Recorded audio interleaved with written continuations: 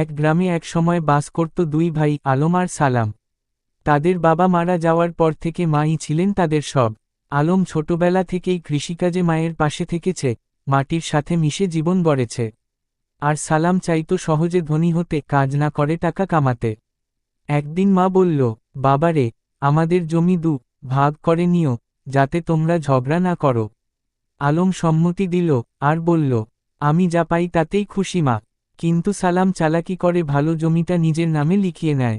সময় গড়ায়, আলম নিজের অল্প জমিতে চাষ করে, ঘামে ভিজে যায় কিন্তু মনটা শান্ত।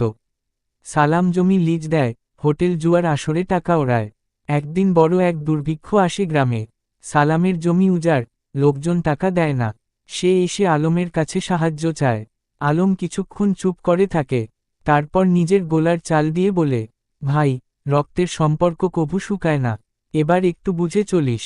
সালামের চোখে জল আসে, সে অনুতপ্ত হয়। এরপর সালামও কৃষিকাজে মন দেয়। দুই ভাই একসাথে আবার নতুন করে জীবন গড়তে থাকে। গ্রামের সবাই বলে, ভালোবাসা আর সততার জয় হয়, হিংসা আর লোভ একদিন ধ্বংস ডেকে আনে।